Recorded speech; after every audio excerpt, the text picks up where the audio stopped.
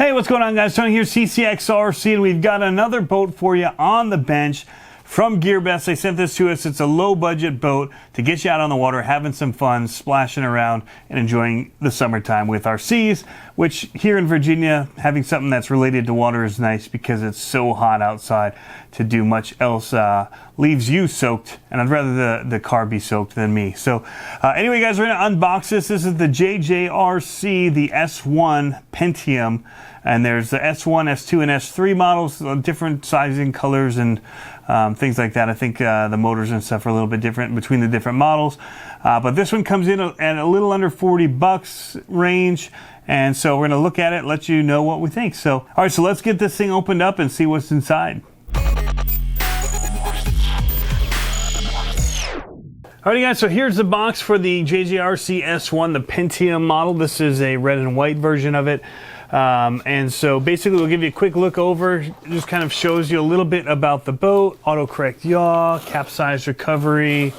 It's going to say here the speed is 23 to 25 kilometers an hour, which is about 14 miles per hour. So 2.4 gigahertz radio, 180 degree flip. That's if it flips over, and low battery warning, which is awesome. So I think I got to go this way, which is nothing. And so it's all just pretty pictures of the RC on the other side. So let's get this open and see what it looks like inside. It's a pretty small box, so I'm curious what the size of the boat is actually going to be like in comparison, say maybe to my Barbed Wire 2 by Atomic RC. All right, so here we have it in the box. It comes nice and tightly packaged in here. Get everything out for you and we'll get a close look. All right, so we've got all the pieces of the boat here. We've gone ahead and assembled the stand, which comes in this baggie of goodies. And it also has a little wrench, another nut, and another little propeller here in the back. And the bag that would go on the back here if you need to be able to swap that out. Maybe you chip it up on a rock or something. It is running a 2S battery, and this is the little USB charger that comes with it to be able to charge it. We've got the instruction manual right here with just a little bit of tips about how to work it all. It's telling you how to charge it, get in and work on different parts of it if you need to get the motor out or different pieces out. As well as some of the parts and things in here. So lots of little tips and instructions. It does take 4 AA batteries, and you have to have a screwdriver, which I don't have up here to show you right now. So I showed you in the manual. But it does need a little Phillips to be able to get this screw out of here. 4 AA's, on-off switch, throttle trims, and then your steering trims are here on the bottom. Pretty basic. It's got a nice foam grip on it.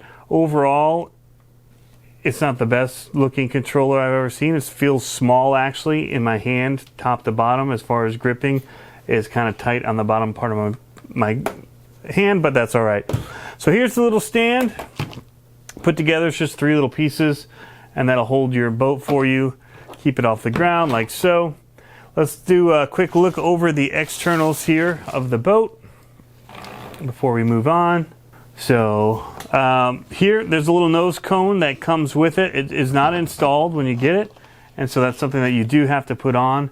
It does have a little pin right here, a little nub. Let's see if we can get it to focus. Come on, there, a little nub right there that goes into the bottom here where the screw is. And so that just protects it if you hit any rocks or whatever. It gives a little bit of a bumper, I guess. But yeah, the boat overall looks good. It looks a lot like the Atomic RC Barbed Wire 2 and the way that it's laid out externally. Different color scheme, but it has the same little lock and top piece here. So we'll go ahead and pop this off. I got the rudder here in the back, on the sides, your steering rudder here. It looks like it's going to be a central drive shaft based on where we've got a propeller here. So we'll take a look on the inside and see what that looks like. So there's little clips, it feels like, on the side that you have to pop this off of. And then you have to lift all the way forward and up for it to come off of this ridge here. It's sealed around the top plate here, keeping it waterproof. And then this clip, you can't just kind of push this back in and get it on. For the top, you literally have to come up over the top like so, get it over the ridge, and then come down, and that'll allow it to seat over the top of that like so, and then click it in, which I'm not going to do here because we want to get this off and look on the inside. So the battery is here. One of the warnings, there was a warning in here and a little plastic shield, so when you take it off, you pull those out. It's warning you to make sure that your battery leads are coming down the outside of the boat, because the drive shaft goes right down the middle here and spins, and you don't want your cables to come over that. And so you want to route them up along this side channel here.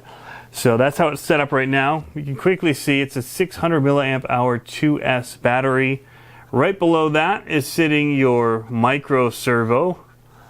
We've got the drive shaft basically running underneath that to the prop. The motor here is a 370 size brushed motor, and it's liquid cooled. You can see the metal tubing wrapped around that motor, and then this little rubber tube that intakes the water, runs it along, cools the motor off, and then spits it out on the side here. So that's pretty cool. The ESC is tucked in up under here on the top. That's one thing I haven't yet found information on to know how many amps that is and whatever. Regardless, you're not going to be pumping a lot through this, and you're not going to spend too much extra money on this other than maybe propellers, and that's not expensive. It's just basically keeping it going, maybe another set of batteries. These come in at under 40 bucks, so you don't want to drop a whole lot more anyway into a bunch of fixes for it. But the receiver is tucked in up underneath here if you need to get at it and look at replacing that or fixing that. It looks like it's waterproof based on the way that this silicone is squeezing out under this top plate here. So I'm guessing they went and sealed around that. But hopefully the tub of the boat itself is waterproofed, and we won't get much water inside of the hull here. So that's a quick look and overview, I guess, of this. I'm trying to make sure, see if I missed anything. The plugs on this are some kind of weird, I don't know what kind of plug this is, but it's going to charge off the balance lead here to USB. This battery just pops out of here, pulls right out, snaps in to place as needed.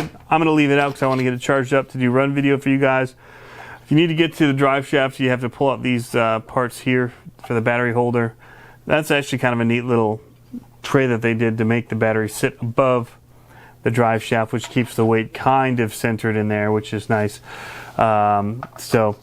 Overall, it looks pretty decent to me. You know, for an entry level, it's not going to have the speed of the barbed wire because it doesn't have the brushless power of the barbed wire 2 or the 3S battery. We're running a 2S battery and a brushed motor inside of this guy. But it does look nice. I will say I like the look of it.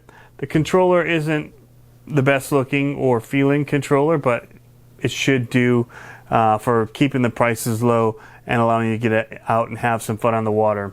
All right, guys, so that's a quick look at the JJRC S1 Pentium. It's a tiny little boat, and it should be a lot of fun. So we're going to get out on the water, test it for you, and show you what you can get into for under 50 bucks. Get you out on the water, enjoying another aspect of this hobby. Maybe get you into the water and see if you like it and you want to do more or get a bigger boat or something faster. So it's kind of an entry level, but that's not a bad thing if it's a lot of fun. So we're going to get out of the water for you, test it, see how fast it is, see how it handles, see how the features like the self-righting feature work. This also has kind of an alert, so if the battery's low, it'll beep at you from the controller, but also if you're getting out of range. And so as you start to go out of range and the signal gets weak, it'll beep at you, warning you, bring the boat back. You don't want to lose it out in the middle of the lake and have to swim out to get it, or get a dinghy, a recovery boat to go and get it. So yeah, so we're looking forward to getting it out there. This is now the third boat that I'm going to be to run this summer, and I'm excited about it because I'm really liking it.